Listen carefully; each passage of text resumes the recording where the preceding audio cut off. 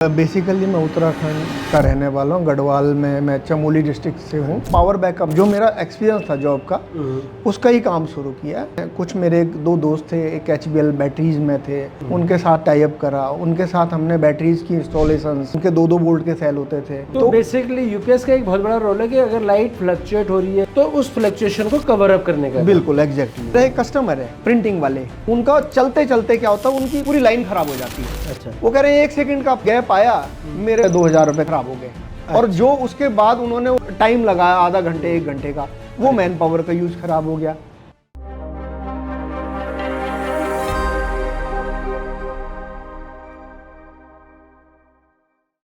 मैं Arun नबराल we Mitra podcast से। आज हमारे साथ हैं कमलेश चतुर्वेदी जी, अगेन उत्तराखंड के एक सफल व्यवसायी।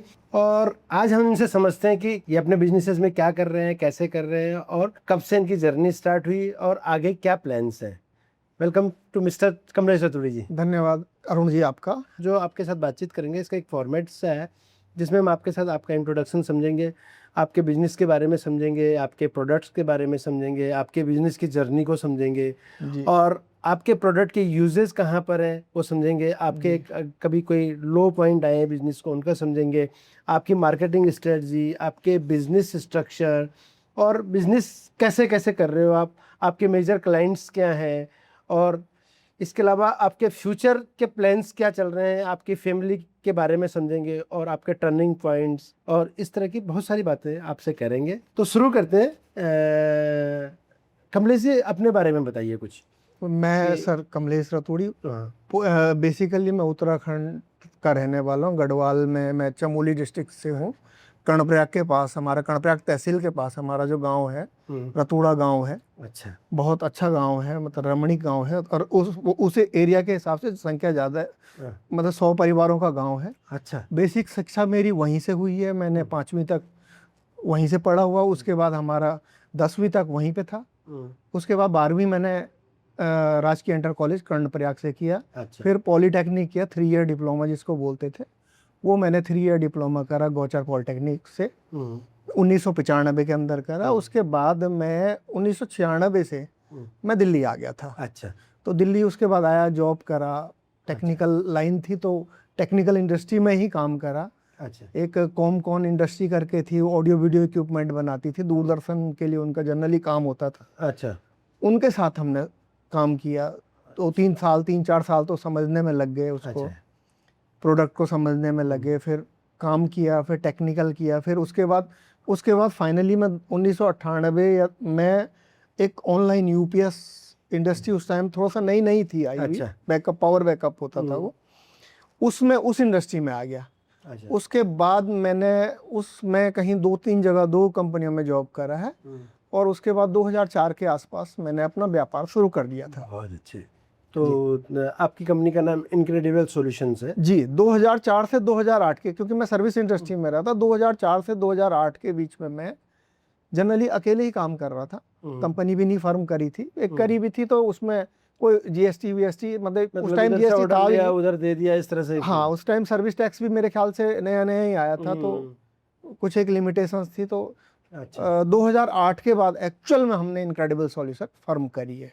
अच्छा जी। तो इनक्रेडिबल सॉल्यूशन के आप प्रोप्राइटर हैं? इनक्रेडिबल सॉल्यूशन के मैं प्रोप्राइटर हूँ। 2008 से लेके अभी तक कंपनी ठीक ठाक चल रही है। तो थोड़ा सा इनक्रेडिबल सॉल्यूशन के बारे में बताइए, क्या है, क्या चीज़ करती है, क्या है? इनक्रेडिबल सॉल्यूशन जब हमने शुरू करा तो इनक्रेडिबल सॉल्यूशन में हमने सिर्फ पावर बैकअप, जो मेरा एक्सपीरियंस था जॉब का, उसका ही काम शुरू किया।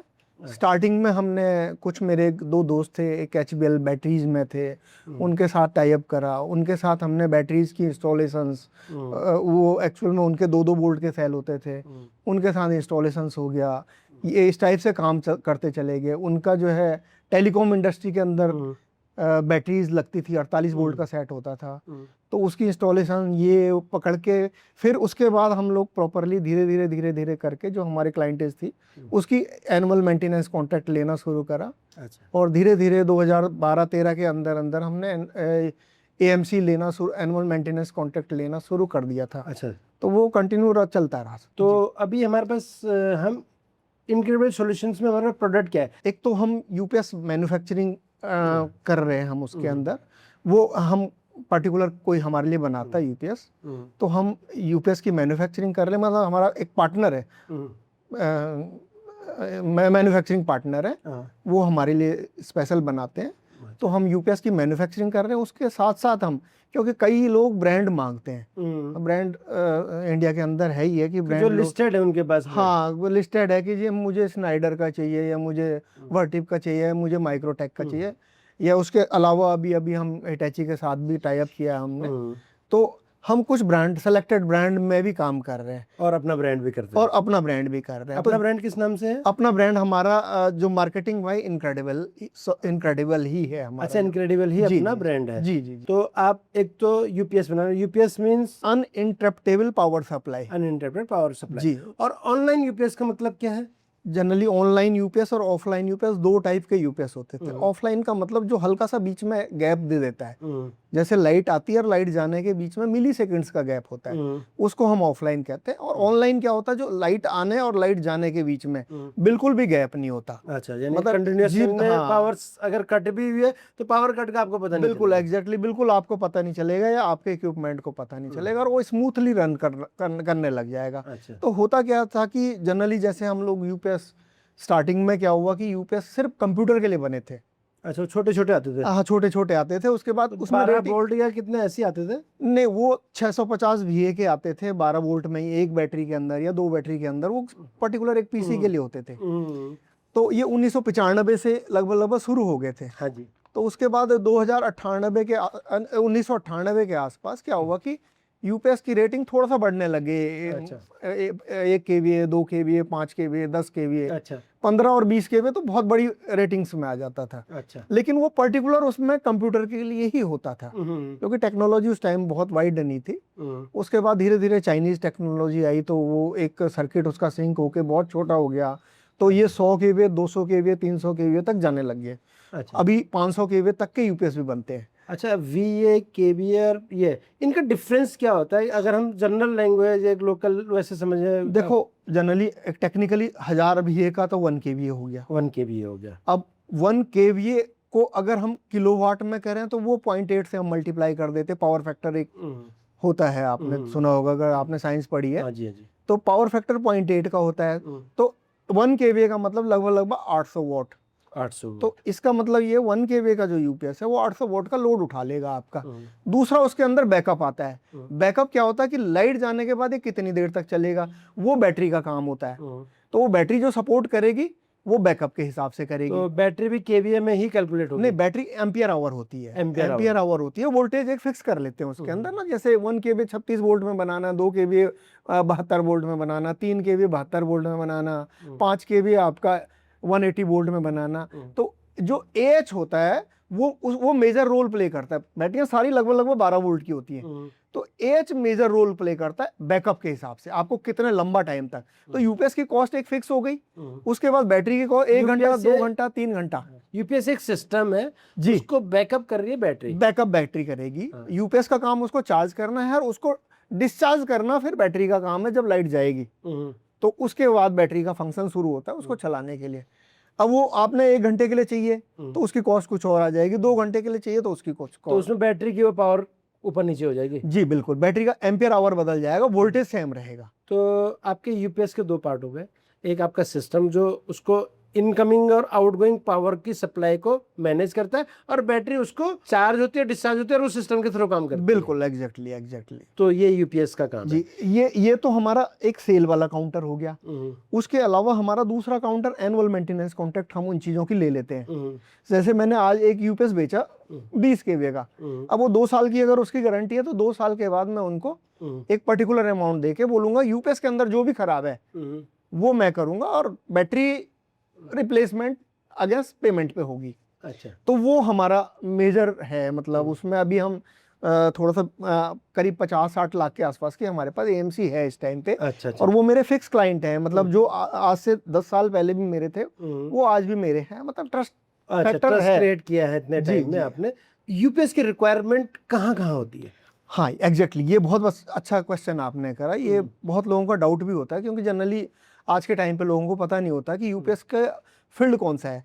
जब मैंने भी स्टार्ट किया था काम, तब यूपीएस को सिर्फ और सिर्फ कंप्यूटर के लिए ही यूज करा जाता था या सर्वर्स के लिए यूज करा जाता था, लेकिन आज उसका बहुत वास्ट फील्ड हो गया। कंप्यूटर में तो खत्म ही हो गया कंप्यूटर नहीं, खत्म तो नहीं हुआ, क्योंकि लैपटॉप आ गए तो फिर वो बैटरी उसमें आ गई है, तो फिर वो देखो बैटरी आ गई है, फिर भी जो उसका यूजेज है ना बिल्कुल खत्म नहीं मान सकते। अच्छा। क्योंकि सर्वर के लिए आपको यूपीएस रखना ही रखना है। अच्छा। उसके अलावा लैपटॉप में भी कई बार क्या होता है कि जी नहीं, मेरा कहने का मतलब जैसे कंप्यूटर है जो बेसिक हमारे कंप्यूटर से, उसके लिए नहीं, लेकिन उसको हम बैकअप कर रहे हैं सर्वर से या इन चीजों में जरूरत है, इन चीजों में हो गया, फिर इंटरनेट के लिए हो गया, मतलब सब जो उसकी सपोर्टिंग हाँ, चीजें अगर हैं। कंप्यूटर चल रहा है, नेट बंद हो गया तो नेट बंद हो गया तो उसका कोई यूज नहीं है, तो नेट बंद नहीं होना चाहिए, आपका सर्वर बंद नहीं होना चाहिए, ठीक है। और कई बार पीसी भी लोग यूज कर रहे होते हैं, तो पीसी भी बंद नहीं होना चाहिए, तो वो लैपटॉप भी उसी में से एक आ जाता है। भले लैपटॉप का अलग से पावर होती है, लेकिन फिर भी यूजेज है, ऐसा हम नकार नहीं सकते, उसका यूजेज नहीं है। अच्छा, दूसरा सबसे मेजर यूजेज आज के टाइम पे इंडस्ट्री में आया है।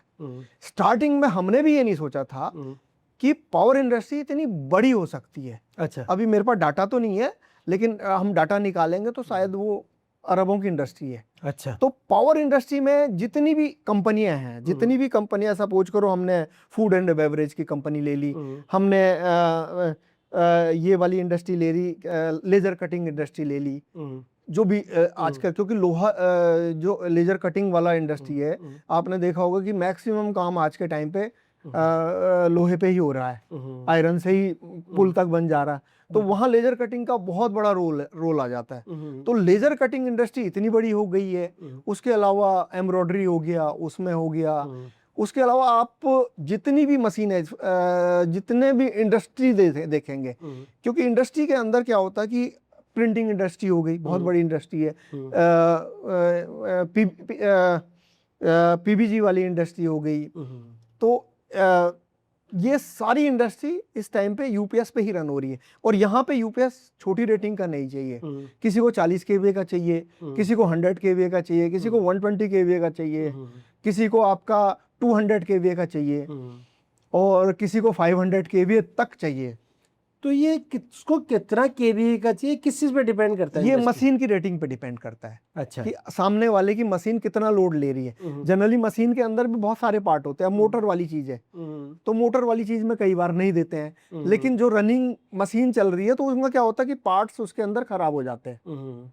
ठीक है, जैसे मशीन लाइन पे चल रही है, उसको हीटिंग करनी है, तो हीटिंग प्रॉपर चाहिए उसके लिए। ठीक है, अगर हीटिंग का गैप आता है तो पता चला 4 घंटे सफर हो गया, अच्छा, उसकी लाइन रुक गई, तो वहां पे यूपीएस का बहुत बड़ा रोल है, बहुत बड़ा रोल है। अब दो चीजें हैं, एक कॉमर्शियल है, एक इंडस्ट्रियल है।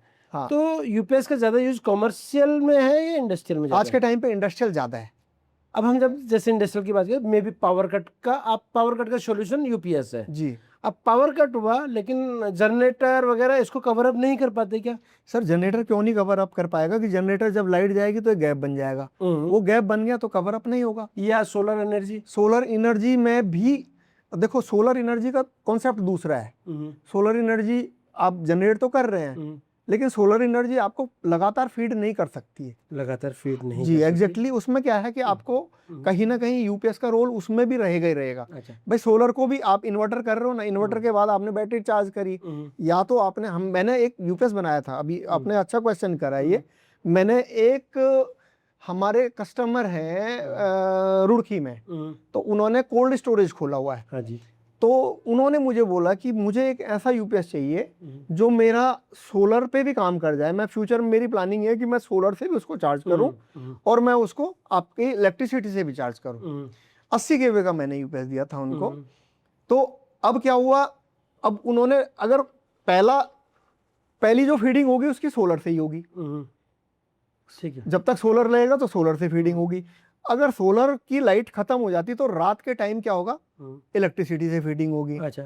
तो इलेक्ट्रिसिटी से फीडिंग होगी तो दोनों काम हो गए उनकी। लाइट से जितना सोलर से यूज होना था सोलर का हो जाएगा, जितना इलेक्ट्रिसिटी से यूज होना था इलेक्ट्रिसिटी। इधर बैटरी उनकी चार्ज कर रही तो उनका बैकअप भी कंटिन्यू रहेगा, बिल्कुल, चाहे लाइट रहे चाहे लाइट जाए। तो बेसिकली यूपीएस का एक बहुत बड़ा रोल है कि अगर लाइट फ्लक्चुएट हो रही है या कोई आ रहा है तो उस फ्लक्चुएशन को कवर अप करने का। बिल्कुल एग्जैक्टली। अब अगर हम इंडस्ट्री में यूपीएस नहीं करते, क्योंकि 1 मिनट में जनरेटर, जैसे लाइट गई जनरेटर ऑटो स्टार्ट होगा, आजकल जनरेटर ऑटो स्टार्ट होता है, अब उसमें तो मिली सेकंड्स का गैप है, उससे इम्पैक्ट क्या करता है इंडस्ट्री? सर वही तो गैप है।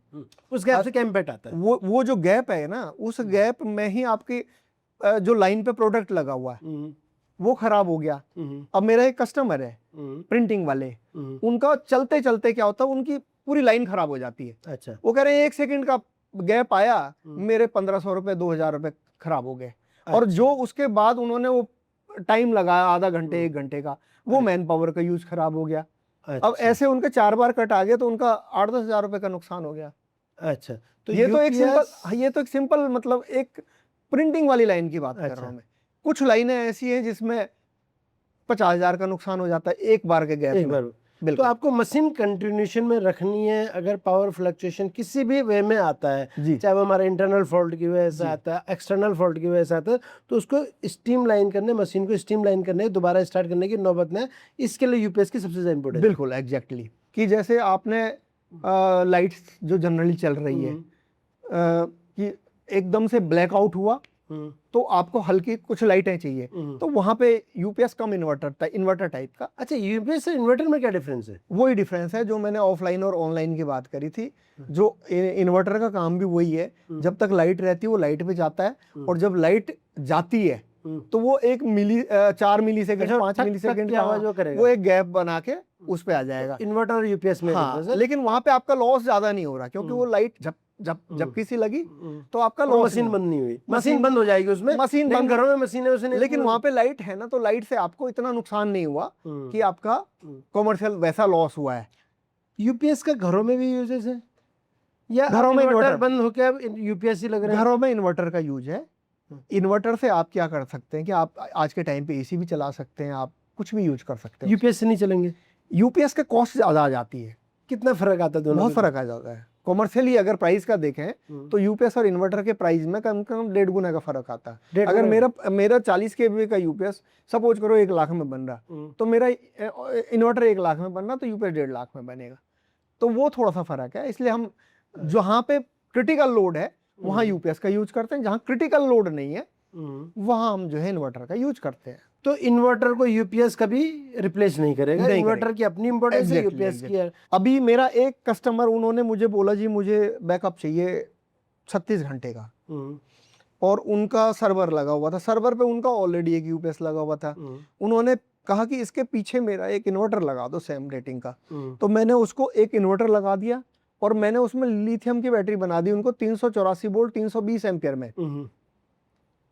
तो वो अब उनको लगातार फीड करेगा अगले 36 घंटे तक, अगर लाइट चली भी जाती है। अच्छा, ये मेरठ 2 स्टेप वो कर दिया आपने। हाँ, ये मेरठ की बात है, तो उसको 2 स्टेप प्रोटेक्शन कर दी। अच्छा। मतलब उनका यूपीएस को लाइट मिलेगी। उनका यूपीएस जो उनको सप्लाई दे रहा 15 मिनट का दे रहा, अब 15 मिनट से उनका काम नहीं होना, क्योंकि सर्वर डाउन नहीं होना चाहिए उनका।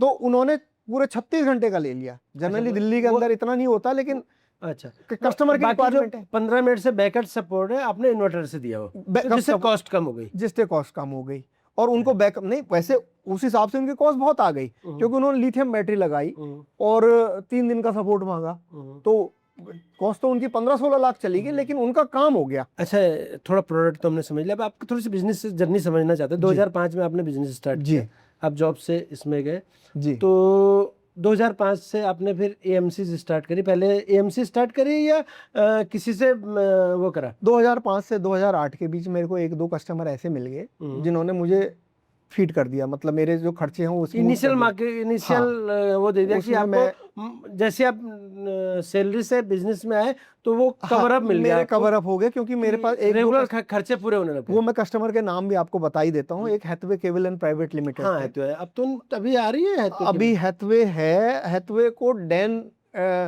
हैथवे और डैन केबल, बाद में डैन केबल भी एक साथ में बना था। अब वो हैथवे और डैन को रिलायंस ने टेक ओवर कर दिया। अच्छा, हाँ, तो हैथवे के साथ भी मैंने काम किया था, डैन के साथ भी काम किया था। बाद में डैन की भी एएमसी थी मेरे पास, क्योंकि उनको भी रेगुलर सप्लाई चाहिए होती थी अपने केबल नेटवर्क के लिए। जितनी भी केबल लगे हुए थे पॉइंटों पे, तो उनके एक तो इन्वर्टर लगे हुए थे हर पॉइंट पे, उसके अलावा उनके जो मेन हब होते थे वहाँ उन्होंने यूपीएस लगा रखे थे। तो यूपीएस की एएमसी भी मेरे पास थी, काफी टाइम तक रही है। अच्छा, उसके बाद मेरे पास इन्वर्टर की भी एएमसी थी। अच्छा, मतलब अगर कॉस्ट वाइज भी लगाओगे 2008 के बाद मेरे पास कम से कम दोनों का काम मिला के 18 लाख की एएमसी का काम बहुत था। बड़ा, 1.5 लाख रुपये महीना हो गया। हाँ, लेकिन जब हुआ क्या, दोनों का रिलायंस के साथ टेक ओवर हुआ तो थोड़ा सा मैनेजमेंट चेंज होने पे थोड़ा वो काम मेरे हाथ से निकल गया था। उसके बाद आपने प्रोडक्शन स्टार्ट करी, प्रोडक्शन पे काम किया? प्रोडक्शन मैंने पहले मैंने कुछ कंपनियों के साथ प्रोडक्ट सेल करना शुरू करा। उसके बाद प्रोडक्शन मैंने अभी लेटेस्ट 5-1 साल पहले शुरू करी। 5-1 साल अपना? जी जी। लेकिन ये वाइट लेबलिंग कर रहे हो एक तरीके से आप? हाँ, वाइट यानी लेबलिंग, किसी कोई और मैन्युफैक्चर कर रहा है, आपका ब्रांड है? वाइट लेबलिंग कर रहे हैं, एग्जैक्टली। इसके अलावा कोई और बिजनेस भी कर रहे हो आपकी इस जर्नी में? बिजनेस बीच में मेरे जब यही सारा सिनेरियो चला तो 2017-18 में हमने ई रिक्शा इंडस्ट्री, मैंने सोचा कि थोड़ा सा अपने को बूस्ट अप करा जाए, तो ई रिक्शा इंडस्ट्री में आए हम। ई रिक्शा इंडस्ट्री में देखो नए थे हम, हमें भी समझ नहीं थी, और हम इस स्टेज पे आए जब हमें ये भी नहीं पता था, क्योंकि काम में बूम था। अब वो प्रोडक्ट को कंपनी को बनाने में बहुत सारे लूप होल, मतलब हमें आइडिया नहीं था उसमें। देखो एक WMI कोड लेना होता है, वो WMI कोड अमेरिका से मिलता है, तो वो ISI जो ITO पे है वो आगे देता है उसको आने में 3-4 महीने लग गए। फिर हमने एक प्रोडक्ट बनाया, हमने ई रिक्शा बनाया। ई रिक्शा को हमने फिर वो आईकैड में अप्रूव्ड कराया। अच्छा, आईकैड में अप्रूव कराने में भी 3 महीने लग गए। 6 महीने का हमारी फंड लोन लिया। तो उस टाइम पे हमारा थोड़ा सा, उसके बाद क्या हुआ, हमने काम भी बूस्ट अप कर दिया था, क्योंकि 6 महीने इसमें लग गए थे। अगले 6 महीने हमने काम शुरू कर दिया, और हमने कम से कम गाड़ियां भी बेच दी थी, अप्रोक्सीमेट 60-70 गाड़ियां बेच दी थी 6 महीने में, मतलब 10 का एवरेज चल रहा था हर महीने, तो जो कि ठीक ठाक था एक नई कंपनी के लिए वो। लेकिन सिनेरियो बदल गया, वहाँ पे कोरोना आ गया। अच्छा। तो वहाँ पे हमारी भी गलती नहीं कह सकते हैं। फिर फंड बैंक से लोन लिया था, तो थोड़ा सा पोजीशन टाइट हो बैंक गई। ने साल भर तक आपको वो नहीं मॉनिटरिंग पीरियड वगैरह नहीं नहीं, दिया हमने क्या वो इसका? NBFC से लिया था, तो मॉनिटराइज मेरे ख्याल से उसमें आपको अच्छा, monitoring period नहीं हाँ, मिलता। वो थोड़ा सा मॉनिटराइज नहीं मिला वो। अच्छा, तो वो पीछे 6 महीने गैप रह गया। फिर धंधा, फिर नया बूस्ट चेंज करने के बाद हमने दोबारा सोचा इसको बूस्ट अप करा जाए, लेकिन वो हमने काफ़ी कोशिश करी, क्योंकि फंड बहुत ज़्यादा लग गया था। वो एक रीज़न वही था कि उसको पूरी कोशिश करी हमने रिवाइव करने की, लेकिन उसको नहीं कर पाए, और वो थोड़ा सा डाउनफॉल था मेरा। तो टोटल आपको 21 साल हो गए बिजनेस करते हुए। इस बिजनेस करने के 21 साल में कोई लॉसेस, कोई सेटबैक्स क्या रहा? सेटबैक एक वही रहा मेरा, क्योंकि तब मेरे उस टाइम तक 2018 तक मेरे पास एएमसी, मैंने बताया 18-20 लाख की एएमसी मेरे पास 3 क्लाइंटों की थी, और अगले करीब 18-20 लाख के मेरे पास छोटे छोटे क्लाइंट्स थे, जो मैं समझा हुआ आज तक। तो वो जो सेटबैक है वो उसी टाइम कोरोना से पहले कुछ सिनेरियो चेंज हुआ, क्योंकि ये एक कस्टमर में मैनेजमेंट चेंज हो गया, दोनों कस्टमरों में मेरे। तो मैनेजमेंट चेंज होने के कारण वो एएमसी मेरे हाथ से निकल गई। अच्छा, एक मेरे पास पोंटा साहिब के कस्टमर थे, वहां पे भी उस टाइम मैनेजमेंट चेंज हुआ। अच्छा, वहां की भी एएमसी मेरे पास करीब 5-7 लाख रुपए की थी, तो 20 लाख का मेरा ये जो है ना परमानेंट जो हाँ, ईयरली जो इनकम थी ये खत्म हो गई। अच्छा, और इधर से 40 लाख की एएमसी मेरे पास 20 लाख पे रह गई। अच्छा। खर्चे मेरे कंपनी के पूरे आपको पता ही पूरे है होने। भाई, 3-4 लाख क्योंकि रुपए का जितने भी हम इनकम पे हैं, उस हिसाब से खर्चे भी क्रिएट हो जाते हैं। जी एग्जैक्टली। और मैंने सारा मतलब जो ई रिक्शा वाली प्लानिंग करी थी, कुछ उस बिहाफ पे भी करी थी। अच्छा, लेकिन वो थोड़ा सा आने से वो सेटबैक वहां पे हो गया। फिर उसके बाद समझ में आया कि यार कस्टमर बड़ा होना उतना इम्पोर्टेंट नहीं है, नंबर ऑफ कस्टमर ज्यादा होना ज्यादा इंपॉर्टेंट है। अच्छा। तो उसके बाद जब दोबारा रिवाइव करा मैंने अपने यूपीएस, क्योंकि मैंने यूपीएस वाला का धंधा बंद नहीं करा, बिल्कुल मैं मेरी टीम उस पे लगी रही, काम करती रही। तो वो मेरे लिए सबसे प्लस पॉइंट था कि मैंने 100% में ई रिक्शा में नहीं गया, मतलब अपने हिसाब से गया, लेकिन टीम को मैंने पैरेलली उस पर लगा के रखा। और वो मेरा सबसे प्लस पॉइंट रहा है। तो अब क्या हुआ, मैंने उसके बाद मैंने जो फोकस किया, छोटे छोटे कस्टमर, मल्टीपल कस्टमर बनाने शुरू करे। अच्छा, 20 लाख के 3 क्लाइंट की जगह आपने हाँ, 5 यानी 2-2 लाख 50 हजार के 10 क्लाइंट हमने ज्यादा प्रेफर करा। 50 के क्लाइंट, 20 के क्लाइंट, 1 लाख के क्लाइंट, अच्छा, इन पे ज्यादा फोकस करा। अगर 2-4 अगर कम ज्यादा भी होगा तो 2-4 हमें वो कर लेंगे। हाँ, तो आज की डेट में वही है, अगर एक आधा कम भी हो गया तो फर्क नहीं पड़ता है। तो आपका टर्निंग पॉइंट फिर इसको ठीक करने का क्या रहा? किस तरह से टर्निंग पॉइंट दोबारा? वो थोड़ा सा टाइम लगा, क्योंकि मेरे को जो EMI बहुत सारी चल रही थी, अभी भी चल रही हैं, तो वो खैर कवर अप करने में मेरा सारा अच्छा। इसी धंधे ने मेरे को कवर अप किया है। तो अब ई रिक्शा बंद कर चुके हो, अब आप टोटल इस यूपीएस में ही कर रहे हो, Yes. अपने ब्रांड में काम यस, कर ई रहे हो। रिक्शा वाली जो कंपनी थी प्राइवेट लिमिटेड हमने बनाई थी, एक पार्टनर भी थे हमारे उसमें। हम्म, देखो उनका भी पूरा योगदान रहा है, हम्म, लेकिन हम उसको पूरा का पूरा बेच चुके हैं कंपनी को। भले हमने लॉस में बहुत बेचा उसको, लेकिन बेचने के अलावा हमारे पास सॉल्यूशन भी नहीं था। अच्छा। हाँ, तो अब 100% मैं अपने इसी धंधे में लगा हुआ हूँ और फ्यूचर में भी मेरा पूरा फोकस है, क्योंकि मैंने बहुत सारे लोगों को रीड करा है। धंधे बीच में चलते हैं, थोड़ा बहुत चल जाते हैं, लेकिन जो पुराना जो अपना धंधा है उसको कभी भी नहीं छोड़ना चाहिए, ना बंद करना चाहिए। मेरा जो अपना एक्सपीरियंस है वो यही कहता है कि आपको पुराना जिस चीज़ का एक्सपीरियंस है उसको कंटिन्यू करके रखो और मल्टीपल क्लाइंटेज बना के चलो, तो आपको लॉस नंबर बढ़ा के। अभी भी मेरे पास देखो कुछ कस्टमर हैं, जैसे मैं अभी डिस्कस ही कर रहा था आपसे, जैसे मेरा एक शिवनाथर स्कूल मेजर कस्टमर है, शिवनाथर स्कूल मेजर कस्टमर है, और 2000 मेरे ख्याल से 12-13 से वो मेरे साथ लगे हुए। इवन दो उन्होंने शुरुआत में कुछ कम एएमसी थी उनके, मेरी कुछ कम, 3 स्कूल हैं उनके, नोएडा, गुड़गांव और गाजियाबाद में। तो धीरे धीरे उन्होंने आज के टाइम पे यूपीएस के अंदर जितने भी यूपीएस थे किसी ब्रांड को भी दे रखे थे तो वो मुझे ही दे दिए। अच्छा, ये बहुत बड़ी अचीवमेंट है कि ब्रांड को हटा के मुझे अगर एएमसी दी है। आप भी तो ब्रांड ही हो। नहीं, अब तो ब्रांड ही है, इतने सालों में तो ब्रांड बन ही जाता। उसके अलावा मैं पोंटा साहिब की बात कर रहा था, तो पोंटा साहिब में भी जो एएमसी मेरे हाथ से निकल गई थी वो वाली, वो उन्होंने उसका कुछ पार्ट, क्योंकि उसमें भी कुछ पार्ट दूसरे के पास है, उसका कुछ पार्ट मुझे दे दिया। इसके अलावा अमर उजाला का मैं काम कर रहा हूँ, अमर उजाला भी एक ब्रांड है। उसके अलावा एमबीडी, आपने मल्होत्रा बुक डिपो सुना होगा, वो भी मैं लगातार कई सालों से काम कर रहा हूँ। तो मेरा अगर हम लोकल में देखें हॉस्पिटल इंडस्ट्री में, रमेश नगर के पास क्षेत्रपाल हॉस्पिटल है, मैंने पहला यूपीएस उनका 3 kVA का लगाया था, लेकिन टिल डेट, और पहला यूपीएस मैंने लगभग वो लगाया होगा 2010 के आसपास। उनका 2010 से आज हम 2026 में बैठे हुए, 16 साल हो गए। 16 साल से मैं उनको काम कर रहा हूँ। अच्छा। और ऐसा नहीं है, कभी भी कोई शिकायत नहीं है। हाँ, टेक्निकल हो सकता है थोड़ा बहुत, कई बार हो जाती होंगी कई कस्टमरों की शिकायतें, लेकिन हमने हर एक का काम करके दिया। इवन दो जिन लोगों ने भरोसा किया है, हमने उनका काम उनसे बेटर करके दिया। अच्छा। कई बार लोग बोलते हैं यार ये ब्रांड है, आप उठा लोगे? मैं कहा जी उठा लेंगे। तो टेस्ट भी करते हैं लोग, पहले छोटी चीज देते हैं, फिर धीरे धीरे उन्हें भरोसा हो जाता है, फिर कहते नहीं यार ये तो बढ़िया काम कर रहा है, फिर धीरे धीरे बढ़ा देते हैं। तो एटलीस्ट मेरा पॉइंट ये है कि सर, जिनके साथ भी अरुण जी मैं आज तक काम कर रहा हूँ, बढ़िया काम कर रहा हूँ। अच्छा। और मुझे काम कहीं पे भी जो मेरे हाथ से निकला भी है वो मेरी मतलब इस कारण से नहीं निकला है कि हमने उनको सर्विसेज बेटर नहीं दी, इस कारण से जरूर निकला होगा कि वहाँ पे मैनेजमेंट चेंज हो गया है। अच्छा। क्योंकि सालों में कंपनियों का मैनेजमेंट भी चेंज होता रहता है। अब कस्टमर एक्विजिशन के लिए हमारी मार्केटिंग स्ट्रेटजी क्या होती है? पुराने तो चल ही रहे हैं, वो पुराने चल रहे हैं, उसके अलावा जैसे अभी कुछ नेटवर्क जैसे हमारे वी मित्र यहाँ से रेफरल ऑर्गेनाइजेशन से, इनसे कितना काम मिलता है आपको? देखो ऐसे मैं सोशल भी वर्कर भी हूँ, मैं समाज से भी जुड़ा हुआ हूँ। सोशल की बात आई है तो मैं राष्ट्रीय स्वयंसेवक हूँ, कई सालों से मैं जुड़ा हुआ हूँ उसमें।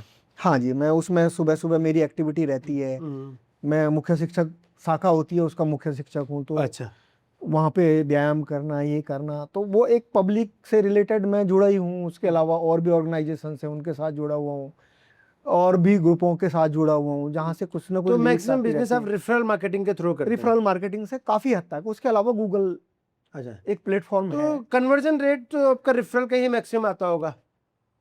वैसे आपको मैं एक बात बताऊं अरुण जी, यूपीएस इंडस्ट्री को बहुत कम लोग ऐसे हैं जो हमारे लोग बहुत ज़्यादा नहीं जानते यूपीएस। अच्छा। तो फिर भी जो जानते हैं, क्योंकि जो लोग जानते हैं वो काम देते ही देते हैं। अच्छा। तो ठीक है, वो कुछ ना कुछ काम आता है। तो उसके अलावा गूगल मार्केटिंग तो है ही है। अच्छा, गूगल मार्केटिंग। हाँ, गूगल मार्केटिंग। उसके अलावा मैं भी लोगों के पास जाता रहता हूँ, मिलता रहता हूँ। आज के टाइम पे मैं आपको बता दूं, मैं राजनगर एक्सटेंशन में रहता हूँ, ऑफिस मेरा रोहिणी में है। दूर कई लोग पूछते भी हैं कि भैया इतना दूर क्यों है, तो मेरा पॉइंट यही था, जब मैंने वहाँ शिफ्ट किया था तो मेरा प्लानिंग ये थी कि मैं ऑफिस को भी शिफ्ट कर लूँगा। लेकिन मैंने शिफ्ट सिर्फ इसलिए नहीं करा कि जो मेरा स्टाफ था वो इस एरिया का था। अच्छा, और वो पुराना था। मैंने अपने आप को सेक्रीफाइस त्याग करा है, लेकिन स्टाफ के लिए मैंने त्याग नहीं करा। और आपको दूसरी बात और बता दूं, मेरे से आदमी छोड़ के नहीं जाता। अच्छा जो पहले दिन का स्टाफ होगा वो आज भी होगा, अच्छा जो गया भी होगा वो किसी और रीजन से गया होगा। अच्छा अच्छा, बहुत अच्छी बात है। कमलेश जी, अपना बिजनेस स्ट्रक्चरिंग कैसे है? आप प्रोप्राइटर है, बाकी क्या टीम है अपने पास? देखो, मेरे पास बैकएंड है, मेरे पास अकाउंट की टीम है, और मेरे पास सर्विस टीम है, और प्रोडक्शन तो बाहर से करा ही रहे हैं, तो उसकी हमें ज़रूरत नहीं है एज अच्छा। पर रिक्वायरमेंट। और सेल्स कौन देखता है? सेल्स कुछ सोर्सेज हैं मेरे, क्योंकि सेल्स में पर्टिकुलर हमने कोई बंदा रखा नहीं है, तो साथ में अब मैक्सिमम सेल्स जो जब मैं ही देख रहा हूँ। मैं वही बता रहा था आपको कि मैंने लगभग ऑफिस जाना बिल्कुल बंद कर दिया। रीजन क्या है उसके पीछे, कि बैकएंड मेरा चल रहा है प्रॉपर, टेलीफोनिक ही हो रहा है, मेरा अकाउंट प्रॉपर चल रहा है, ठीक है। तो मेरा अब जो काम है वो 1 to 1 ही रह गया। अच्छा, लोगों से मिलना, रिलेशन बनाना, और उसके बस एग्जैक्टली। मैं बिजनेस एक्सपेंशन, तो मार्केटिंग टोटली आप ही देख रहे हो टोटल। हाँ, जब से मैंने मार्केटिंग पे स्टेप लिया है, तो उसके बाद मैं ये भी देख रहा हूँ कि ग्रोथ हो रही है। क्योंकि पहले मैं कोशिश कर रहा था कि बैक एंड संभाल लो, ये संभाल लो, वो संभाल लो, लेकिन जब से मैंने मार्केटिंग पे स्टेप लिया तो डेफिनेटली उसके बाद ग्रोथ अच्छी आ रही है, बहुत अच्छी आ रही है। अच्छा, जैसे अब आप मार्केटिंग और टेक्निकल दोनों है, तो आप मार्केटिंग खुद करो तो टेक्निकल फील्ड में आप किसी को जब आप भी प्रॉपर दे पाते हो, इसलिए आपको बेनिफिट भी ज़्यादा मिलता होगा। देखो, मैं हूँ तो टेक्निकल, तो टेक्निकल हूँ और मार्केटिंग भी देख रहा हूँ, तो टेक्नो कॉमर्शियल हो गया हूँ। तो इसलिए वहाँ पे किसी भी क्वेश्चन का जवाब आप इजीली, एग्जैक्टली इवन दो मेरे पास कोई कंप्लेन भी आ जाती तो मैं उसका भी जवाब, मेरे पास समाधान होता है। पहले तो टेलीफोनिक ही सॉल्यूशंस होते हैं, टेलीफोनिक ही मेरे पास सॉल्यूशंस होते हैं कि भाई ये वहाँ पे इनपुट्स आ रही है, नहीं आ रही हैं, आगे अगर डिस्प्ले में क्या दिख रहा है, ठीक है, 90% ये फॉल्ट है, ये 90% तुम्हारे एंड पे फॉल्ट है। तो वो धीरे धीरे वैसे कम हो गया मेरे पास फोन आने टेक्निकल सॉल्यूशंस के लिए, क्योंकि मेरे पास स्टाफ प्रॉपर है उसका। अच्छा, लेकिन फिर भी ठीक है, कई लोग मुझे जानते हैं। टेक्निकल सारा क्वालिफाइड टेक्निकल स्टाफ है। यस, क्वालिफाइड टेक्निकल स्टाफ है, और बहुत पुराना स्टाफ है। अच्छा। मेरे पास बंदा छोड़ के नहीं जाता। मैंने आपको बता दिया कि मेरे पास जो टेक्निकल है वो लोग भी छोड़ के नहीं जाते। बिल्कुल सही बात है सर। अच्छा, अपने बिजनेस चैलेंजेस क्या है? बिजनेस चैलेंजेस रहता ही है थोड़ा, जब से क्राइसिस आया तो फंड का थोड़ा चैलेंजेस है। अच्छा। लेकिन वो मेरे ख्याल से वो बहुत जल्दी वो सॉर्ट आउट हो रहा है। अच्छा, अपने मेजर क्लाइंट्स कौन कौन से हैं? जैसे आपने कुछ तो एमबीडी बताया मेरे को, एक दो ग्रुप्स और बताए, और कौन कौन से मेजर क्लाइंट्स हैं? मेजर क्लाइंट और बता दूं मैं, स्पेस बिल्डर्स है जो गुड़गांव में, उनकी काफ़ी सारी स्पेस, हाँ, उनका हम टेक केयर कर रहे हैं। और देखा जाए तो काफ़ी सारे क्लाइंटेज हैं। बाकी 2-3 मैंने बता ही दिया आपको, अमर उजाला हो गया, शिवनादर स्कूल हो गया, मल्होत्रा बुक डिपो हो गया, ठीक है। और वैसे हमने अडानी के साथ भी काम किया है, लेकिन अडानी के साथ जो उनकी बहुत सारी साइटें थी, उनका जो सीएनजी पंप थे वहाँ पे यूपीएस लगे थे, वहाँ पे डस्टिंग बहुत ज़्यादा होती थी, तो वो हमने खराब बहुत हो रहे थे, तो लॉस हो रहा था। तो हमने नेक्स्ट डे जो है उनको डबल कॉस्ट डाली, तो उन्होंने मना कर दिया। तो जहाँ पे हमें काम नहीं करना होता वहाँ हम कॉस्ट डबल डाल देते। तो वो थोड़ा सा, तो इस तरह से। अच्छा, एक चीज़ और समझते, आपका एएमसी बिजनेस को और सेल वाले बिजनेस को वो करें तो कितना कितना परसेंट होगा दोनों को? देखो, अभी जो मेरा है लगभग अगर मेरा मतलब 4 गुना के आसपास का फर्क है। अच्छा, सेल अगर 1 करोड़ की हमारी सेल एएमसी की है तो 4 करोड़ 4 करोड़ यही रेशियो रहता है हमारा। अच्छा। कि सेल डिपेंड है हमारी एएमसी पे। क्यों डिपेंड है मैं बता देता हूँ कि एएमसी जब मेरे पास होती है तो अगर उसे कोई नई चीज चाहिए तो वो मेरे पास ही आएगा। उसके अलावा उसी में अगर उसकी बैटरी खराब हो गई तो कस्टमर मेरे पास ही आता है। तो वो लिंक्ड है, मतलब सेल लिंक्ड है। सेल से एएमसी लिंक्ड है, पर प्रॉफिटेबल बिजनेस एएमसी है, प्रॉफिटेबल एएमसी है और सेल लिंक्ड है उसमें। सेल देखो, हम सेल को नकार नहीं सकते, सेल हमें बढ़ानी ही है, तो सेल मुझे चाहिए ही चाहिए, लेकिन एएमसी भी सेल पे डिपेंड है। अच्छा, आपके बिजनेस में फाइनेंस मैनेजमेंट को अगर हम देखें तो यानी डेट यानी उधार कितने टाइम का है? उधार देखो सर, देना पड़ता है या कैश में? उधार में ऐसा है कि जब मैं किसी से माल लेता हूँ तो मैं, वो भी डिपेंड करता है मैं उनसे उधार लूँ या फिर कैश पे दूँ, वो मैं टाइम टू टाइम प्राइस के हिसाब से चेक कर लेता हूँ।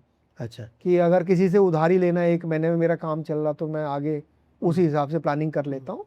तो जनरली कई बार कोई पेमेंट है हमारी भी बहुत डिले आती है, कितना टाइम लग जाता है जैसे? 3 महीने लग ही जाते हैं कभी 90 कभार। days। वैसे और जनरली पीछे से कितना टाइम मिलता है? पीछे से 1 महीने का टाइम मिलता है। तो ये 60 दिन के गैप को कैसे कवर करते वो हैं? कई लोग एडवांस भी दे देते हैं तो वो मैनेज हो जाता है।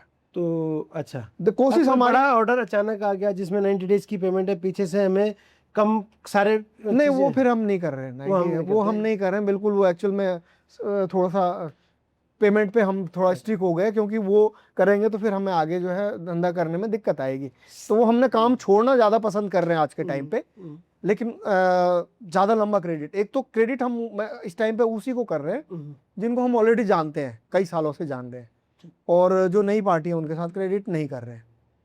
ऐसे ही मेरे साथ भी हो रहा, जिनसे मैं लंबे टाइम से ले रहा हूँ वो मुझे उधारी दे रहे हैं। जो तो फाइनेंस मैनेजमेंट इस तरह से करते हो जो एग्जिस्टिंग है उसी के अकॉर्डिंग आप काम चला रहे हो। जी, रोटेशन सही चल रहा है उसमें, ऐसा कोई तो अभी कुछ टाइम बाद डेट खत्म हो जाएगा तो थोड़ा सा आप इस बिजनेस को एक्सपेंशन मोड में फिर जाओगे। बिल्कुल बिल्कुल एग्जैक्टली।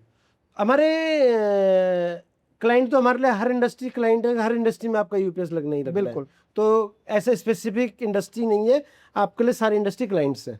ज़्यादातर मैं इस टाइम, जैसे एमएनसी भी बहुत बड़ा है, जैसे गुड़गांव है, इन जगह है, उन पे मैं ज़्यादा वर्क नहीं कर रहा हूँ, क्योंकि वो लोग थोड़ा सा ना ब्रांड कॉन्शियस बहुत ज़्यादा होते हैं। अच्छा। और बहुत सारी चीज़ें हैं उनके अंदर, उनकी रिक्वायरमेंट्स ज़्यादा। हाँ, उनकी रिक्वायरमेंट बहुत ज़्यादा होती। तो मैं जो इंडस्ट्रियल जो ओनर है, मतलब कंपनियाँ उनकी ठीक ठाक है, और लेकिन वो खुद ही पावर उनके पास है कि डिसीजन मेकिंग तो है। अगर हम अपनी वी मित्र से टीम से बात करें तो हाँ। जो जो कहीं इंडस्ट्री में जुड़े हुए हैं तो वो आपके काम है। जैसे अभी विश्वजीत जी आए थे नोवल पावर वाले, जो विश्वजीत जी हो गए, विश्वजीत जी, सीएमएस नेगी जी हो गए, इनके साथ आपका टाई अप इनके साथ बहुत अच्छा टाई अप हो सकता है। अच्छा। और जहाँ इनका वो लगेगा आपका लगेगा ही लगेगा। अगर उनके कूलिंग टावर लगेंगे या उनका ट्रांसफार्मर लगेगा तो साथ में आपका लगेगा। बिल्कुल यूपीएस लगेगा उसमें। जैसे अभी आप जैसे वर्किंग करने के लिए सबसे बेस्ट तरीका मुझे लगता है जो सोनीपत इंडस्ट्रियल एरिया हो गया, राई इंडस्ट्रियल एरिया हो गया,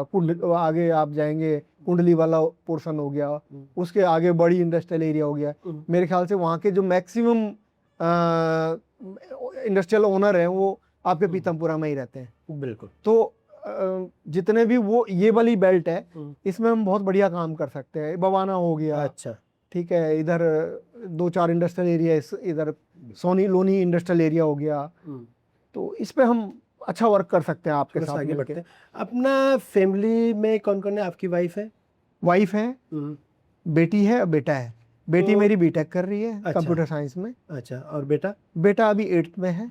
तो इन फ्यूचर में बच्चों का क्या लगता है, आपके बिजनेस में आने का रुख लगता है या आपको बिजनेस में किस तरह से क्या है? देखो, नेक्स्ट जनरेशन, आप फर्स्ट जनरेशन बिजनेस ओनर? मैं फर्स्ट जनरेशन हूँ, लेकिन मुझे नहीं लगता कि हमारे जो बच्चे हैं वो इस इंडस्ट्री में आएंगे। ऐसा क्यों? क्योंकि उन्होंने चैलेंजेस देखे हैं बहुत सारे।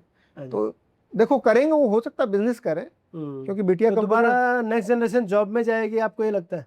नहीं, मुझे ऐसा भी नहीं लग रहा, क्योंकि बिटिया का रुख मेरे को थोड़ा सा वो स्टार्टअप और इनमें थोड़ा अपना दिमाग लगाना, बिजनेस ही करना है, दिमाग लगाना, कुछ और लाइन चेंज करनी है। हाँ, क्योंकि वो कंप्यूटर साइंस से कर रही है, तो नेचुरली वो हमसे हाईटेक ही हैं बच्चे। तो मुझे उम्मीद ये है कि हो सकता है वो बिजनेस में जाए, हो सकता है जॉब में जाए, लेकिन वो डिसीजन उनका है। अच्छा। लेकिन वो इस इंडस्ट्री में इसलिए भी नहीं आ सकते क्योंकि इसमें चैलेंजेस है। हम टेक्निकल हैं, हम ग्राउंड लेवल पे काम कर लेते हैं, हम कस्टमर की सुन लेते हैं। मुझे नहीं लगता कि आजकल के बच्चे, आप जानते ही हैं, बेटा मेरा बाकी डांसर भी है। अच्छा। वो तबला भी बहुत अच्छा बजाता है। एक बार आपने वीडियो दिखाया था। उसकी वीडियो मैं आपको भेज सकता हूँ। अब फ्यूचर के क्या प्लान्स है?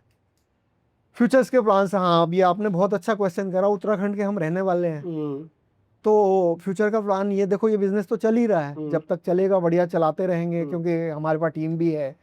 और मेरा जनरली मेरा बैकएंड पे मैं बहुत ज़्यादा वर्क नहीं कर रहा हूँ, मैं मार्केटिंग और इन चीज़ों पे वर्क कर रहा हूँ, तो मेरे पास टाइम भी है, फ्यूचर में भी टाइम रहेगा।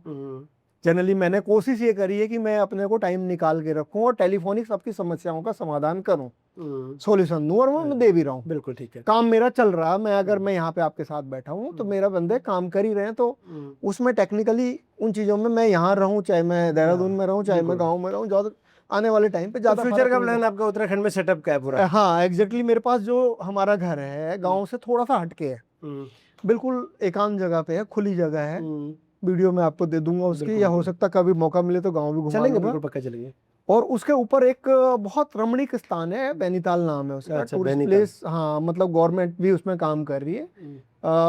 गढ़वाल मंडल विकास निगम वहाँ पे अपना कॉटेज बना रहा है, बहुत सारी कॉटेज बना रहा है। अच्छा तो वहाँ से मेरा गांव पहले ही, उससे पहले ही करीब करीब 10 किलोमीटर पहले ही है। अच्छा अच्छा अच्छा। तो वो जगह बिल्कुल ऑन रोड है और फ्यूचर के लिए फ्यूचरिस्टिक है।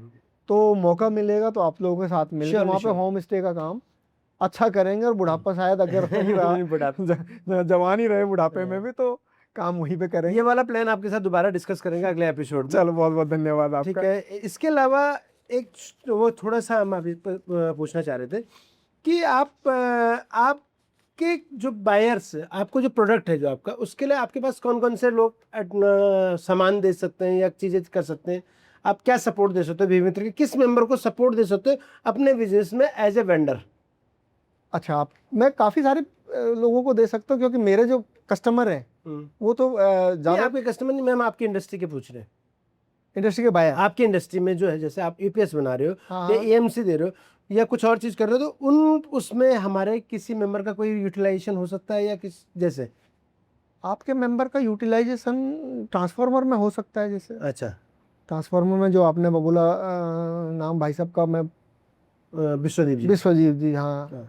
तो वो हो सकते हैं। उसके अलावा या कोई बैटरी बनाने वाला तो आपको बैटरी बैटरी, सप्लाई कर हाँ, सकता है। लिथियम बैटरी का बड़ा कोई उसका स्कोप है। वो लिथियम बैटरी का या कोई मैंने, जो वो कनेक्टर्स होते हैं उसमें होता है, तो वो आपको हेल्प आपको हाँ, क्योंकि वो मैं कॉन्ट्रेक्चुअल कर रहा हूँ, तो वो बहुत सारी डिसीजन सारे उनके ही होंगे।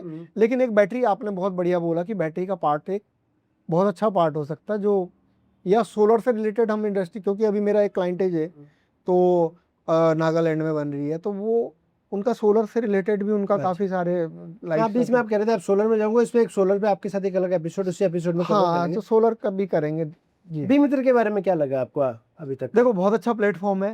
आप पुराने नेटवर्कर हो, मेरे ख्याल से आप और मैं कम से कम 15 साल से तो जुड़े ही हैं। एक दूसरे को जानते हैं। 15 साल से एक दूसरे जानते हैं। हमने उत्तराखंड बिजनेस ओनर्स पे भी काम करा है। बिल्कुल बिल्कुल किया है। वो हम बहुत ज़्यादा नहीं चला पाए, उसके बाद अलग अलग हम बिल्कुल। बहुत जगह भी रहे हैं साथ में। तो आपकी नेटवर्क बहुत अप्रोच है, बिल्कुल। तो आपसे हम मतलब जो भी चीज़ चाहेंगे वो आसानी से मिल जाएगी। हम साथ मिलके करेंगे। तो बहुत बड़ी अपॉर्चुनिटी बन सकती है आपके साथ मिलके चलने में। तो भीमित्र का फ्यूचर बहुत ब्राइट है, और मैं चाहता हूं कि आप इसको बहुत ऊंचाई तक पहुंचाओ। बिल्कुल। तो हमारी शुभकामनाएं आपके साथ हैं। धन्यवाद कमलेश जी, आप आए। और आगे आप कोई बिजनेस ओनर हैं, अपनी जर्नी को हमारे साथ शेयर करना चाहते हैं, और आपके चैलेंजेस, आपके अचीवमेंट्स, किस तरह से आप लोगों के साथ अटैच करना चाहते हैं अपने बिजनेस को, आप लोगों के, आपका बिजनेस कैसे हेल्प करता है इंडस्ट्रीज़ को, बिजनेसेस को, हाउस होल्ड्स को, तो उसके बारे में आप बात करना चाहते हैं, हमारी टीम से कॉन्टेक्ट कर सकते हैं। आगे जुड़े रहेंगे और पॉडकास्ट के साथ। धन्यवाद। धन्यवाद।